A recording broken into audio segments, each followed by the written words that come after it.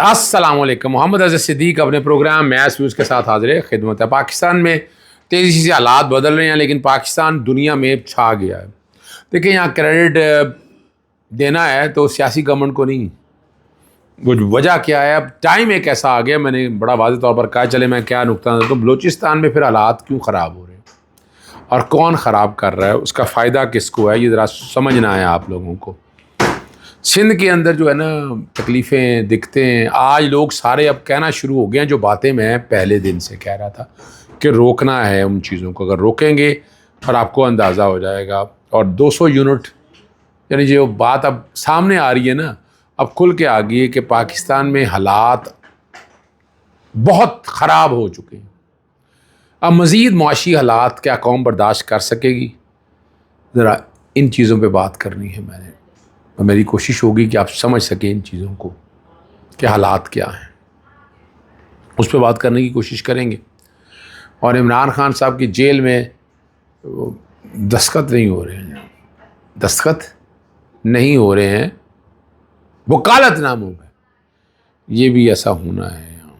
اور اس میں نے بہت سی باتیں کی ہیں، بہت سے پروگرام میں اب کھل کے بات کر رہا ہوں کہ ہماری لیگل اسٹریٹجی کی ناکامی کہاں ہے، اور وہ میں ذکر کرتا رہوں گا یہاں. ٹھیک ہے، وہ میں ذکر کرتا رہوں گا تاکہ آپ سمجھ سکیں ان چیزوں کو. آپ کے سامنے بہت سی باتیں کرنے والی ہوتی ہیں جو میں ذکر کرتا رہتا ہوں لیکن میں پھر رہ جاتی ہیں.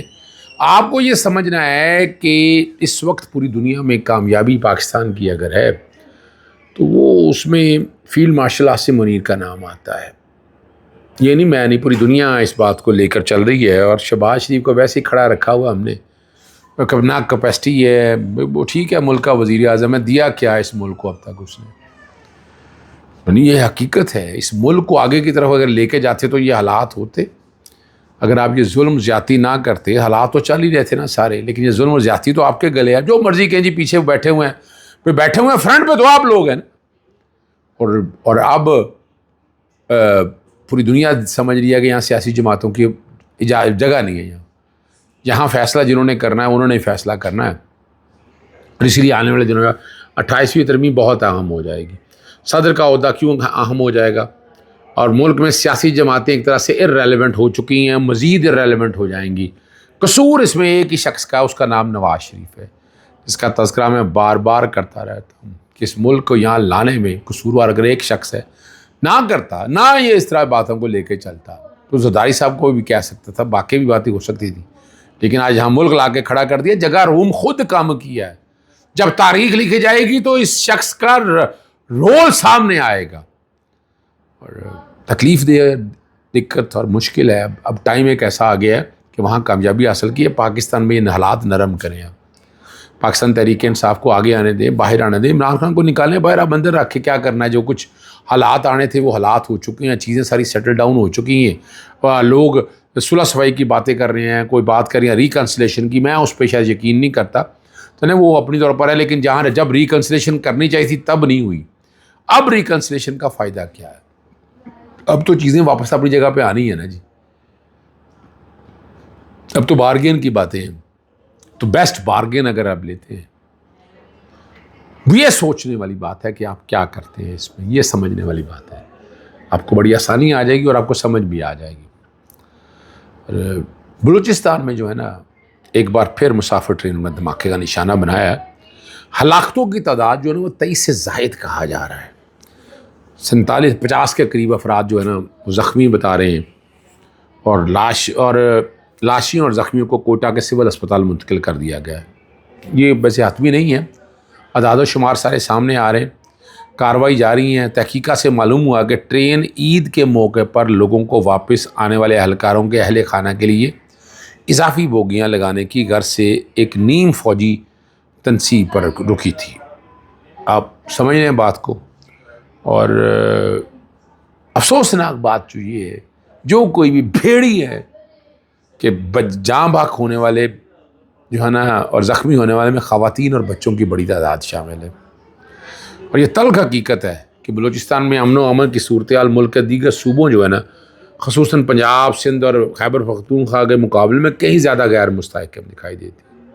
صرف مذمتی بیانات کافی نہیں ہے. ٹائم ایک ایسا آ گیا ہے، ضرورت اس امر کی ہے کہ صوبے میں سیکیورٹی انٹیلیجنس اور عوامی اعتماد کو بحال کیا جائے اور سنجیدہ اور مؤثر اقدامات کیے جائیں۔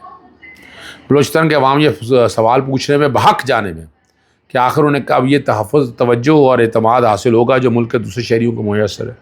یہ بڑا ہی اہم معاملہ ہے، آپ کو اس بارے میں بڑی توجہ دینی ہے اور اس میں آل پارٹیز کانفرنس بلائیں، لوگوں کو انوالو کریں، یعنی ان سب کو جب تک نہیں لے کر آئیں گے آپ چیزیں مسائل نہیں حل کر پائیں۔ یہ ذرا سوچنا ہے اور اس پہ سیریس کام کرنے کی ضرورت ہے۔ میں بار بار کہہ رہا ہوں کہ اس پہ سیریس کام کرنے کی ضرورت ہے جناب۔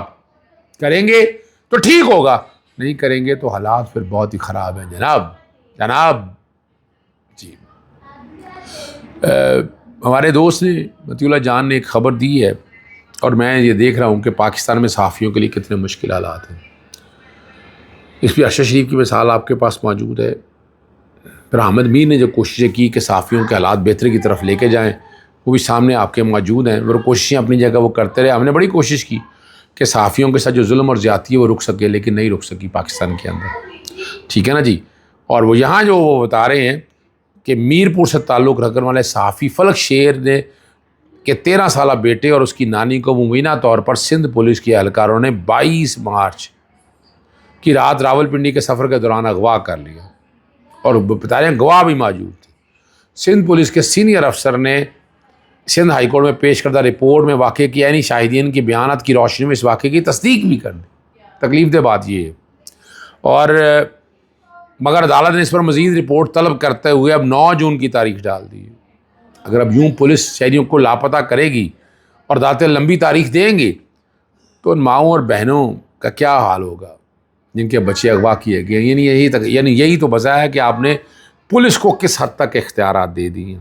سندھ ہائی کورٹ کی ایک چیز، اس کا بچہ ماضی میں اگر یاد ہو آپ کو، اغوا ہوا تھا تو سپریم کورٹ میں سارے ججوں کا ہنگامی اجلاس ہوا تھا، اور جس کے بعد نوجوان اغوا کاروں سے مقابلے کے بعد برآمد ہو گیا تھا، مگر شاید یہ جج کا نہیں صحافی کا بچہ ہے نا جی، اس لیے سندھ ہائی کورٹ ایسے کیسوں میں لمبی تاریخ دے گی۔ یہ ٹائم ایسا آ گیا جب آپ کو اپنا رائٹس کے لیے آرٹیکل 19 اور 19 سے universal declaration of human right میں ICCPR میں ان کو تحفظ فراہم کرنا ہے۔ اور اگلی بات کی طرف چلتے ہیں۔ حکومت نے بجلی کم استعمال کرنے والے صارفین کو دی جانے والی سبسڈی جو ہے نا ختم کرنے کی تیاری شروع کر دی ہے، لیکن اس دفعہ تیاری ہوئی ختم ہو جانا ہے۔ آئندہ سال سے صرف مخصوص مستحق افراد رعایت کے اہل ہوں گے۔ حکام نے یہ بھی کہا کہ جنوری 2027 سے صرف وہی گرانیں رعایت حاصل کر جائیں گے حکومت کے مقرر کردہ مالی شرائط پر پورا اتریں گے، اور نئی پالیسی کے تحت ماہانہ 200 یونٹ تک بجلی استعمال تمام صارفین کو دی جانے والی عمومی سبسڈی جو ہے نا وہ مرحلہ وار ختم کر دی جائے گی۔ اور یہ جو کہہ رہے ہیں کہ عالمی مالیاتی ادارے IMF کی کہنے کی وجہ سے یہ سارا کچھ کیا ہے، تاکہ آپ سمجھ آ جائیں۔ آپ کو یاد ہوگا اس بارے میں نواز شریف کل کہہ رہے تھے کہ 500 یونٹ مفت دیے جائیں گے، اور مریم نواز کے دعوے بھی تھے کہ 200 یونٹ مفت دے دیے جائیں گے۔ یہ تو الٹا سبسڈی بھی ختم کر رہے ہیں۔ جی سمجھ گئے آپ، یہ سبسڈی بھی ختم کر رہے ہیں۔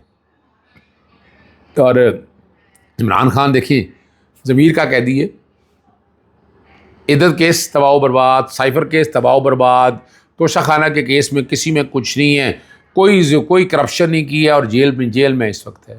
اور یہ سیاسی جماعتیں جنہیں ڈوب مرنے کا مقام ہے، یہ قصوروار میں باقی کسی کا قصور نہیں ٹھہراتا۔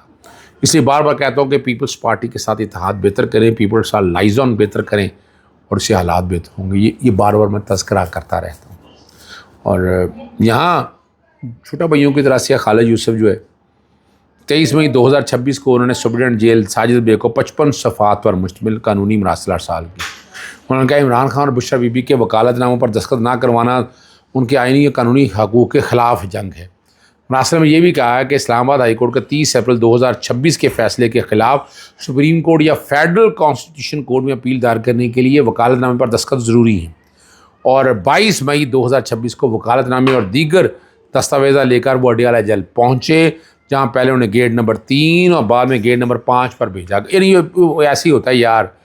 اور بعد میں گیٹ نمبر 5 پہ حملے، اور پولیس نے تفصیلات نوٹ کر کے بتایا کہ معاملہ کنٹرول روم بھجوا دیا شام 4 بجے تک۔ یہ دیکھیں، یہ ہے ریاست کے اندر ریاست، ٹھیک ہے نا جی۔